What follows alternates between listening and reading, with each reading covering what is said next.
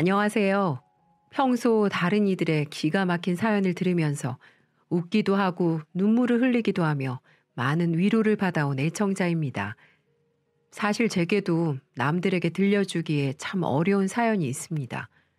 누구한테 얘기를 하자니 부끄럽고 그렇다고 제 가슴속에 묻어두고 있자니 제 속만 시커멓게 타들어가더군요. 그래서 이렇게 제 사연을 풀어놓기로 결정을 했습니다. 제 이야기를 듣는 분들이 어떤 생각을 가지고 계신지도 궁금하기도 하고 정말 제가 큰 잘못을 한 것인지 조언도 듣고 싶습니다. 저는 이제 40줄을 넘긴 주부예요. 전업주부는 아니고 초등학교 교사로 근무를 하면서 일과 가정, 2마리 토끼를 잡고 있는 워킹맘이죠. 남편은 저보다 3살 많은 사람인데요. 선박 용접원으로 근무를 하고 있습니다. 고되고 힘든 일이지만 늘 묵묵하게 자신의 일을 해나가는 훌륭한 남편이죠. 남편의 벌이도 생각보다 괜찮아서 우리는 제법 안정적인 가정을 꾸려나가고 있습니다. 남편이 되게 자상하고 살가운 스타일은 아니지만 진중한 남자다움에 반해 제가 먼저 고백을 했습니다. 전 남편에 비해 상당히 활달한 성격이었죠. 연애를 처음 시작한 것도 프로포즈를 먼저 한 것도 바로 저였으니까요.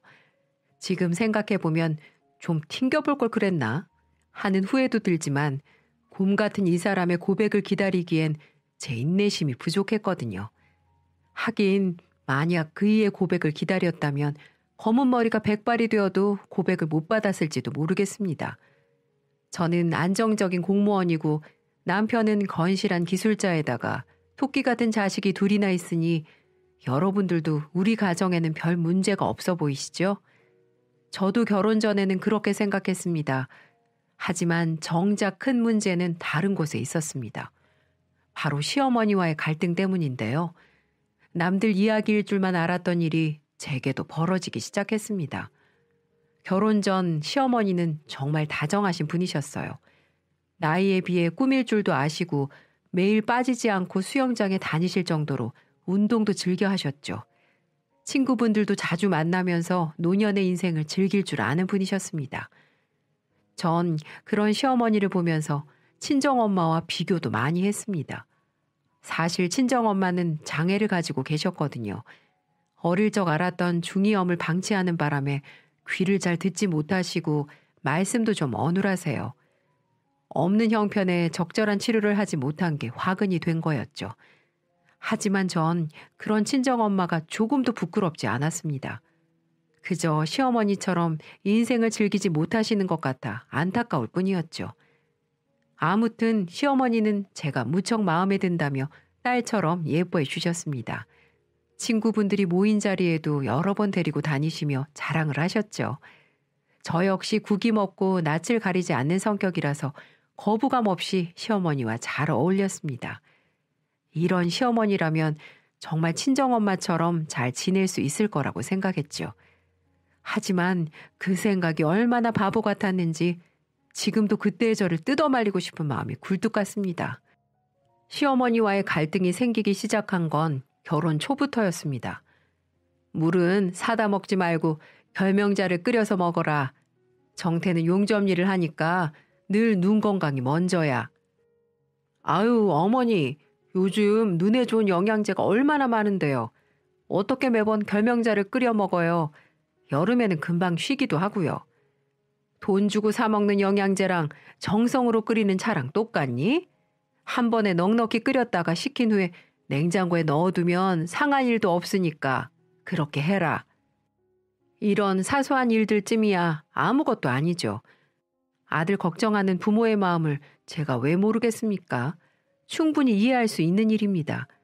하지만 당부가 잔소리가 되고 관심이 간섭이 되면서부터 문제가 생기는 거겠죠.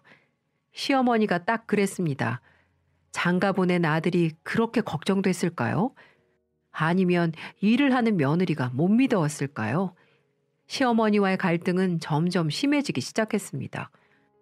어느 날부터 시어머니가 불쑥 보내온 메시지에 이상한 것들이 쓰여 있더군요. 입에서 살살 녹는 동파육 만드는 법, 제철 요리 가리비찜 만들기, 청계산 전복 삼계탕 끓이기, 10종류 버섯으로 만드는 버섯 칼국수 끓이는 법. 이런 음식 레시피를 보내시면서 꼭 제가 만든 걸 드시고 싶다는 요구 아닌 요구를 하십니다. 처음엔 시어머니의 농담 같은 건 줄 알았어요. 하지만 시어머니는 제가 직접 만들어서 대접하길 바라는 거였습니다.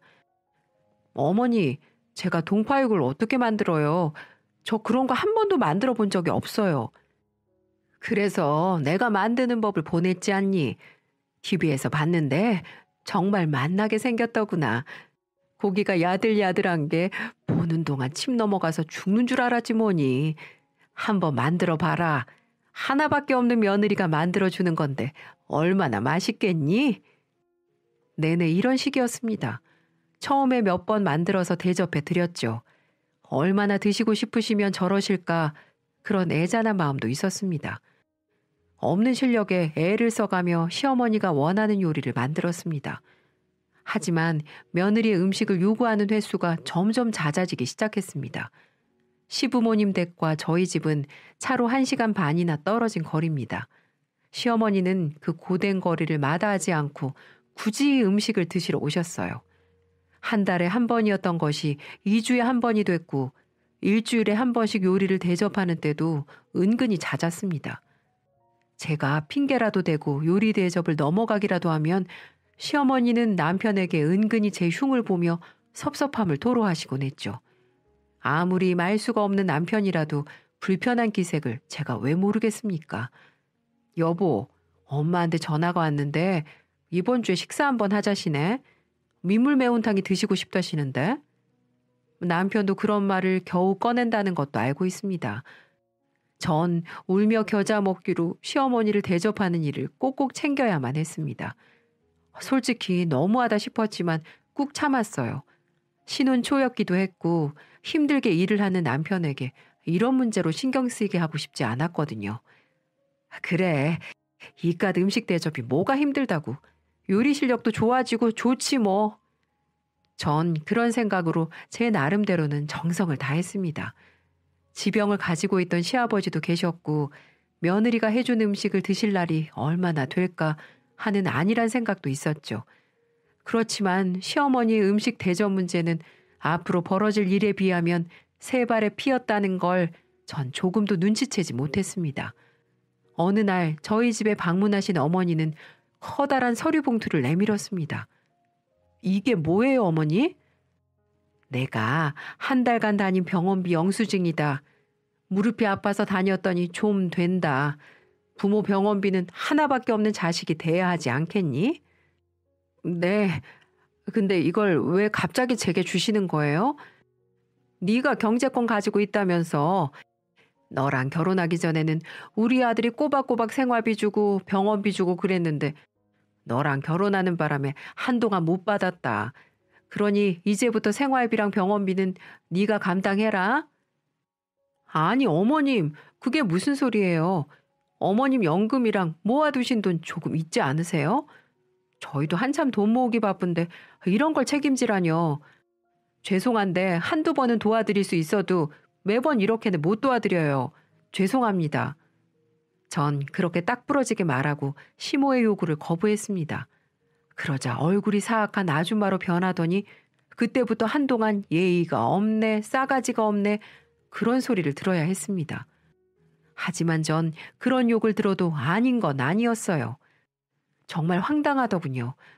물론 자식된 도리에서 그런 것도 못 도와주나 그렇게 말씀하는 분들도 계시겠지만 어머님이 제게 청구하신 병원비는 상상 초월이었습니다. 시어머니에게 실비보험이 없으셨냐고요? 네, 돈이 없어서 가입을 안 하신 게 아니라 과거에 몸이 좀 안 좋으셔서 과거 병력이 남아있어서 보험사에서 가입을 거부한 거였어요. 건강보험 혜택을 받는다 해도 병원을 자주 가셨기 때문에 병원비가 한두 푼 드는 게 아니었습니다. 하지만 이것 이외에도 도수치료, 한약, MRI, 관절주사, 심지어는 보톡스 피부 미용 등 몸이 안 좋아 병원 다니는 것들 이외에 얼굴에 피부 미용 목적으로 병원 다녀온 것도 전부 청구했습니다. 그러니 제가 기겁을 할 수밖에요. 이번에 사암침을 잘 놓는다는 한의원을 다니는데 무릎이 한결 낫다. 유명한 가정의학과가 생겼는데 CT 촬영 몇 번 했다. 얘, 내 얼굴 뽀송뽀송하지 않니? 얼굴도 좀 작아진 것 같지? 이번에 보톡스도 맞고 피부 관리도 받았더니 한결 젊어진 기분이야. 앞으로 자주 다녀야겠어. 이렇게 제게 와서 본인 자랑을 하며 뻔뻔하게 영수증을 청구하는데 어떤 며느리가 기분이 좋을 수 있을까요? 그렇기 때문에 전 더 이상 가만히 있으면 계속해서 당할 것 같아 강하게 말씀을 드렸던 거였죠. 그래서 참다 못해 남편에게 이런 얘기를 꺼냈더니 남편은 에이, 당신 어머님이 몸이 안 좋으셔서 병원 다니신 건데 그거를 못 도와드려? 우리 둘 다 맞벌이하고 있잖아. 그러니까 엄마가 하자는 대로 해줘. 뭐 지금 한 달에 매달 나가는 병원비가 얼만 줄은 알고 말하는 거야? 그리고 그걸 왜 내가 내야 되는 건데? 우리 부부야. 당신 혼자 사는 게 아니라고. 이렇게 해서 언제 애 키우고 언제 돈 모을 건데? 내가 더 열심히 일하면 되잖아. 부모님이 힘들게 지금까지 키워주셨는데 자식으로서 그런 것도 못 해줘? 당신 정말 못됐다. 뭐? 당신 어머님만 힘들게 키워주셨어? 그러면 우리 엄마는? 그럼 매달 우리 엄마한테도 매달 용돈 드리고 병원비 드리면 되겠네? 그럼 공평하잖아. 당신네 집은 우리 집보다 어느 정도 여유가 있으시잖아. 꼭 그렇게까지 해야겠어? 뭐? 참 당신 이기적이다. 그렇게 남편과 저의 평화로운 가정생활은 시어머니 바로 시모 때문에 점차 금이 가기 시작했습니다. 하지만 시모는 우리의 이런 상황을 아는지 모르는지 점점 더 저를 힘들게 하기 시작했어요. 시어머니의 시집살이는 시아버님이 암으로 돌아가신 이후 본격적으로 시작됐습니다. 너희는 맞벌이를 하잖니? 언제까지 애들을 남의 손에 맡길 수가 있니? 나도 이제 혼자니까 손자들 보면서 살고 싶구나. 시아버지가 돌아가신 지 1년도 채 지나지 않아 시어머니는 합가를 요구하셨습니다. 전 가슴이 철렁 내려앉는 줄 알았어요. 솔직히 조금도 생각해 본 적이 없는 일이라서 너무나도 당황스러웠습니다. 처음 그 말을 들었을 땐 말까지 더듬을 정도로 정신을 차리지 못했죠. 다행히 남편도 이건 아니지 싶었나 봅니다. 남편이 직접 나서서 합가는 어려울 것 같다고 시어머니의 제안을 거절했죠. 그때부터 시어머니와의 갈등은 막장으로 치닫기 시작했습니다.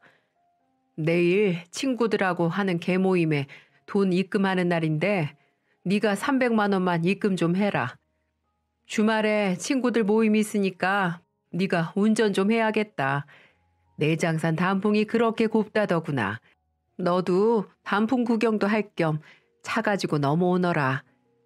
넌 아직도 남편한테 오빠라고 부르니?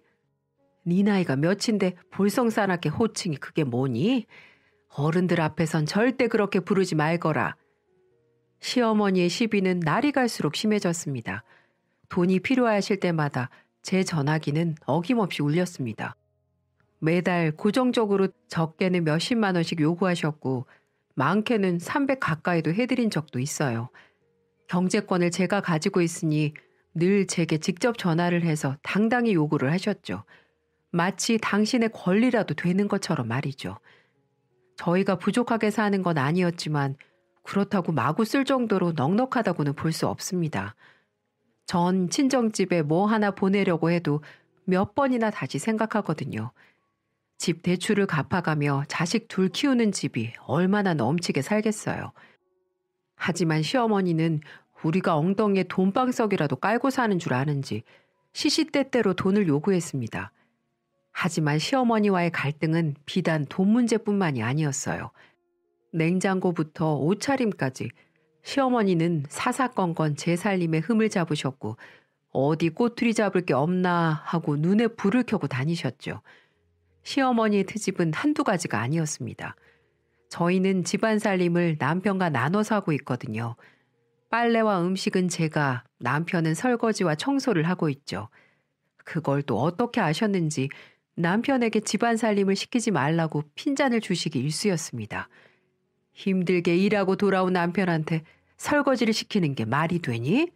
너는 양심도 없니? 어머니, 저도 일하고 와요. 그리고 요샌 집안일 다 나눠서 해요. 안에서 애들이나 가르치는 일이랑 바깥에서 찬바람 쐬는 일이랑 똑같아? 남자가 집안일 하면서 부엌에 드나드는 거 보기 안 좋다. 내 말대로 해라. 왜 남편이 집안일 하는 게 안 된다는 건가요? 안에서 일하면 쉬운 일이고 바깥에서 일하면 무조건 힘든 일인가요? 시어머니의 억지는 이뿐만이 아닙니다. 시어머니의 무리한 요구나 트집에 대해서 말씀을 드리면 자꾸 말대답을 한다며 썽을 부립니다. 대체 집안교육을 어떻게 받았냐는 둥, 어른이 이야기를 하면 반성을 할 생각은 하지 않고 대든다는 둥, 시어머니가 시키면 시키는 대로 해야 한다는 둥, 갖은 험악한 말로 절 못 잡아먹어서 안달이었습니다. 제게 시어머니에 대한 좋았던 마음이 남아있을 리가 없겠죠. 전 아직도 시어머니가 일부러 그러신다고 생각합니다. 처음엔 며느리의 길을 잡으려고 하셨는지도 모르겠어요. 하지만 당신의 뜻대로 잘 되지 않자 심술이 더 났을지도 모르죠. 합가를 반대하는 제게 미운 감정이 극에 달했을지도 모릅니다. 하지만 어떻게 이런 식으로 자식들을 괴롭히는지 제 상식으론 이해할 수가 없었습니다. 저도 참을 만큼 참았다고 생각했어요. 앞으론 순순히 당하지 않을 거라고 다짐도 했죠. 그런 제 마음이 진짜 행동으로 표출되었나 봅니다. 시어머니의 전화가 올 때마다 어머님이라고 표시되는 게 보기도 싫고 너무 짜증이 나 곧바로 그지 같은 시애미라고 저장해버렸죠. 그렇게라도 해놓으니 시어머니한테 전화가 올 때마다 픽 하고 웃음이 터지며 조금은 시원한 마음이 들었거든요. 하지만 그게 화근이 될 줄은 정말 몰랐습니다. 여느 때와 같이 시어머니와 함께 식사를 하고 있었는데 시어머니가 친구한테 전화를 한다는 것이 실수로 제게 전화를 걸고 만 것이었죠. 공교롭게도 제 휴대폰은 시어머니가 바로 볼 수 있는 식탁 위에 올려져 있었고 제가 거지 같은 시애미라고 저장해둔 문구를 시어머니가 바로 목격해버린 거였습니다. 그 다음 무슨 일이 벌어졌을지 상상이 가시나요? 극대노한 시어머니는 니년 이럴 줄 알았다면서 평소에 시어머니를 어떻게 생각했으면 이딴 식으로 연락처를 저장하겠냐고 난리를 피웠습니다. 당연히 애써 끓여놓은 해물탕 밥상은 와장창 엎어졌고 우악스런 소나기로 제 머리 끄덩이를 잡고 이리저리 끌고 다녔어요. 아직도 그때를 생각하면 아찔합니다. 시어머니의 소나기 힘이 얼마나 세던지 생머리였던 제 머리가 뽀글뽀글 빠마머리가 됐고 머리카락도 얼마나 많이 빠졌는지도 모르겠습니다. 남편이 뜯어말리지 않았다면 가발까지도 생각해야 할 만큼 심각한 상황이었으니까요. 하지만 정작 아픈 건 머리가 아니라 마음이었습니다. 성질이 난 시어머니는 막말을 마구 쏟아냈어요. 네 애미가 그렇게 가르치든? 이런 싸가지 없는 것을 봤나? 그 애미의 그 자식이라더니 왜 내가 돈 좀 주라고 했다고 이렇게 날 엿먹이는 거냐? 뭐? 거지 같은 시애미? 참 기가 차서 남들 며느리는 매달 용돈 200만 원씩 주고 선물 공세 한다고 하더라. 근데 나는 며느리한테 이런 수모나 당하고 있으니 열불나. 어머니는 그렇게 말을 하며 한동안 욕을 이년저년하며 하기 시작했습니다. 목이 아프지도 않으신지 소리를 꽥꽥 질러가며 나를 몰아세우는데 정말 노이로제 걸릴 것 같더군요. 남편은 그 순간 뭐 했냐고요? 당신 어서 사과드려. 아무리 그래도 거지 같은 시애미가 뭐냐? 좀 심했어. 역시나 남편은 어머니 편을 들더군요. 두 모자가 저를 두고 일방적으로 몰아세우는데 너무 서럽고 눈물이 나왔습니다. 그 일이 있고 난 후 전 며칠 동안이나 정신을 차릴 수가 없었어요. 남편도 여러 생각이 드는지 제 눈치만 보며 아무 말 없이 출퇴근만 반복하더군요. 그렇게 며칠을 몸과 마음을 추스르고 나서야 제가 뭘 해야 할지 정리가 되기 시작했습니다. 제가 시어머니의 횡포에도 꾹 참고 견뎠던 이유는 바로 가정을 지키고 싶었기 때문이었어요. 하지만 제가 정작 지키지 못했던 게 있었더군요. 그건 바로 제 자신을 돌보지 못했다는 거였습니다. 결혼 8년 만에 너덜너덜해진 제 본 모습을 보게 되었죠. 거울에 비친 제 처량한 모습을 보고 그때 다짐을 하게 됐어요. 더 이상 바보같이 살면 안 되겠다. 가정이고 뭐고 내 자신부터 지켜야겠다는 생각을 하게 되었죠. 그래서 결심했습니다. 남편과 갈라서는 한이 있더라도 절대 휘둘리지 않겠다. 나 하나밖에 없는 인생 절대 남에게 휘둘리며 살지 않겠다. 라고 말입니다. 전 화근이 된 휴대폰부터 꺼냈습니다. 거지 같은 CM이라고 저장해 두었던 연락처 문구를 지웠어요. 그리고 다시 수정했습니다. 성격 더러운 년이라고 말입니다. 유치하다고 해도 좋습니다. 전 시어머니에게 당했던 걸 다시 되돌려줘야겠다고 다짐을 했거든요. 그리고 거실에다가 카메라를 하나 설치했습니다. 요즘 기술이 좋아져서 초소형 카메라가 많이 있더군요. 화분 쪽에다 아무도 모르게 설치해놓고 성격 더러운 시어머니께 전화를 걸었습니다. 어머니, 그땐 제가 죄송했어요. 그저 장난삼아 저장한 건데 제가 미쳤었나 봐요. 용서해 주세요, 어머니. 수화기 너머에선 아직도 분이 풀리지 않은 목소리가 들려왔지만 전 꾹 참고 앞으로 더 잘하겠다고 용서도 빌 겸 식사를 대접하겠다고 말하며 시어머니를 초대했습니다. 왜 그랬냐고요? 사실 제게도 다 생각이 있었습니다. 그리고 며칠 후 시어머니는 도끼를 담은 눈으로 나타나셨죠. 전 일부러 알랑방귀를 뀌어가며 시어머니를 달래드렸습니다. 어머니 죄송해요. 진짜 어머니를 거지 같은 CM이라고 생각한 건 아니고요. 그저 생각 없이 장난을 친 건데 이렇게 됐네요. 죄송해요. 다시는 이런 일 없을 거예요. 거듭된 사과에 시어머니는 조금씩 마음이 풀리는 것 같아 보였죠. 기회를 엿보고 있던 전 어머니에게 이렇게 말했습니다. 내 전화기가 어디로 가버렸지? 분명 근처에 있었는데. 어머니 죄송한데 저한테 전화 좀 걸어주시겠어요? 그러자 시어머니는 피식 웃음을 터뜨렸습니다. 제가 무슨 일을 벌이려는지 다 알겠다는 표정이었죠. 제가 거지 같은 CME 사건을 만회하기 위해 노력한다고 생각한 모양이에요. 시어머니는 옛다 속아주마 라는 얼굴로 제게 전화를 걸었습니다. 아마 시어머니는 이렇게 예상했을 겁니다. 전화벨이 울리면 사랑스러운 어머니, 존경스러운 어머니와 같은 새롭게 저장된 문구를 보여주며 애교를 부릴 것이라고요.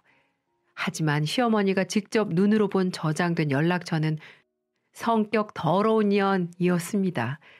어머, 얘 좀 봐. 얘가 단단히 미쳤구나. 단단히 미쳤어. 너 정말 왜 이러니? 네 부모가 이렇게 가르쳤어? 아이고, 내가 죽어야지. 내가 혀 깨물고 확 죽어야지. 시어머니는 당장이라도 숨이 넘어갈 것처럼 굴며 난리를 피웠습니다. 제가 예상한 그대로 행동했죠. 그때는 제 머리끄덩이를 뜯었지만 이젠 뺨이라도 날릴 듯 손을 번쩍 들면서 제 뺨을 두세 대 때리기 시작하더군요. 맞을 걸 예상했지만 그날따라 제게 묵직하게 날리는데 너무 아파왔습니다. 하지만 계속 당할 수만은 없었어요. 저는 시모의 손을 있는 힘껏 잡으며 말했어요. 이제부터 제 몸 건들기만 하세요. 저 정말 가만히 있지 않을 겁니다. 당장 경찰에 신고해서 고소건 손해배상이건 할 수 있는 건 다 할 거예요. 전 분명히 말씀드렸어요. 한 대만 더 때리면 어머니는 제게 아줌마 소리를 듣게 될 거고 또 때리면 감방에 확 쳐넣어버릴 거니까 그렇게 아세요. 세상 무서운 줄도 모르고 어디서 깡패처럼 손찌검을 해요. 무식해가지고. 라고 똑같이 큰 소리치고 제가 몰래 숨겨둔 카메라를 보여주며 모든 증거가 여기 있으니 한 번 또 해볼 테면 해보라는 식으로 얘기를 했죠. 그러자 시모는 남편에게 다가가더군요. 아이고 정태야, 얘 말하는 거 좀 봐라. 지 시어머니를 고소하겠단다. 아이고, 그리고 내가 이 나이 먹고 며느리한테 무식하다는 소리를 들어야겠니? 아이고 내 팔자야. 시어머니는 분에 못 이겨 자신의 가슴을 쾅쾅 치며 주저앉아 울음을 터뜨리더군요. 남편도 제 행동이 황당했는지 말을 잇지 못했습니다. 전 기분이 어땠냐고요? 솔직히 말하자면 묵은 채증이 뻥 하고 뚫리는 기분이더군요. 남들은 유치하고 경우가 없다 욕할지도 모르겠지만 만약 그렇게라도 하지 않았다면 땅을 치고 후회했을 겁니다. 시어머니는 남편의 손에 이끌려 본가로 돌아갔고 남편은 시어머니의 화를 풀어주려는지 그날 밤 돌아오지 않았습니다. 다음 날 돌아온 남편이 제게 그러더군요. 대체 왜 그런 짓을 벌인 거야? 어머니가 당신이 무릎 꿇고 빌기 전까진 절대 용서하지 않을 거래. 만약 용서를 빌지 않으면 확 약 먹고 죽어버리겠다잖아. 남편의 목소리엔 여러 감정이 담겨 있더군요. 자신의 엄마한테 함부로 군 것에 대한 서운함도 있었고 제가 용서를 빌어주길 바라는 간절함도 있었습니다. 여러분, 제가 과연 어떻게 해야 옳았던 걸까요? 시어머니에게 한 방 먹인 것에 만족해 하며 남편의 바람대로 시어머니께 다시 용서를 빌어야 했을까요? 저 남편에게 이렇게 말했습니다. 당신 어머니니까 당신 마음도 이해해. 하지만 어머니가 지금까지 내게 했던 행동은 선을 넘었다는 건 알고 있지? 매일같이 무리한 요구도 모자라 폭언과 폭행까지 하셨어. 친정엄마 욕도 서슴지 않았고 지금까지 나 하나 참고 넘어가면 가정을 지킬 수 있을 거라고 생각했어. 하지만 난 이제 더 이상은 참지 않을 거야. 이젠 어머니랑 인연을 끊고 살 생각이야. 당신 보고 천륜을 끊으라고 강요하진 않을게. 당신이 어머니를 선택한다면 깨끗하게 이혼해 줄 거야. 그러니까 이제 당신이 선택해. 크게 화를 낼 줄 알았던 남편은 아무 말도 하지 않더군요. 제 태도에 생각이 많아진 것 같았습니다. 그이는 생각할 시간을 달라며 방으로 들어갔고 그렇게 그 사건은 일단락이 되었습니다. 남편이 어떤 선택을 했는지 궁금하시죠? 그이는 결국 가정을 지키는 쪽을 선택했습니다. 그래, 당신 뜻이 그렇다면 그렇게 할게. 나도 아버지 죽고 웬만하면 당신한테 미안했지만 엄마 편 들어주려고 했는데 갈수록 저러시니 나도 힘이 붙인다. 아버지 돌아가시고 보험금 받으신 거 있으시니 엄마 생활비 안 들여도 문제 없을 거야. 그러니 당신 더 이상 우리 엄마 신경 쓰지 말고 애들만 신경 써줘. 나도 너무 내 생각만 해서 당신한테 서운하게 한 것 같아 미안해. 남편은 그렇게 말하며 어머니와도 왕래를 끊겠다고 했습니다. 남편도 도를 넘은 시어머니의 행동을 인정한 것이었죠. 그렇게 전 시어머니와의 교류를 완벽히 끊고 산 지 벌써 2년이 지났습니다. 남편이 저 몰래 가끔 용돈을 보내주고 왕래를 하는 것 같긴 하지만 그것까지 말리지 않았어요. 남편이 가정을 선택해 준 것만 해도 고맙다는 생각을 하고 있었으니까요. 그 이후 시어머니에게 몇 차례 연락이 왔습니다. 당연히 전 전화도 받지 않고 문자에 답장도 보내지 않았습니다. 철저하게 응답하지 않은 것이죠. 내가 지나쳤던 것 같다. 후회한다. 이 못난 시애미를 용서해 줄 수 있겠니? 이제 다시 예전처럼 웃으면서 지내고 싶구나. 대충 이런 내용이 담긴 문자가 옵니다. 물론 아직도 제 휴대폰에는 성격 더러운 년이라는 발신인 이름으로 왔었고요. 그러던 어느 날 남편이 술을 한 잔 먹고 제게 힘겹게 얘기를 꺼내더군요. 바로 제가 사연을 보낸 이유이기도 한데요. 남편은 현재 어머님이 혼자 그렇게 지내시니 우울증도 오신 것 같고 지병인 당뇨가 좀 심해지신 것 같다면서 어머니도 근 2년 동안 우리 때문에 스트레스를 많이 받으신 것 같다고 했습니다. 그러면서 이제 시간도 좀 흘렀으니 이제 다시 어머니를 받아들이자고 말을 하더군요. 본인이 중간에서 중심을 잘 잡겠다면서 말이죠. 그래서 제가 요즘은 이것 때문에 고민이 참 많습니다. 친정 엄마는 그래도 집안 어른이니 먼저 고개 숙이고 들어가라고 하고 남편도 어머니 때문에 마음 아파하는 걸 보면 저도 그 모습을 보기가 힘들긴 해요. 하지만 또 어머니가 제게 함부로 행동을 하고 상식이 벗어난 행동들을 할까봐 두렵기도 합니다. 여러분들 입장에서는 어떤 선택을 하실지 모르겠네요. 제 이야기는 여기까지입니다. 이렇게라도 가슴속에 묻어두었던 이야기를 풀어놓으니 시원한 마음이 드네요. 여러분들이 남긴 댓글 하나하나 읽어보며 좋은 선택을 하도록 하겠습니다. 끝까지 들어주셔서 정말 감사드립니다. 여러분들의 가정은 항상 편안하시길 바랍니다.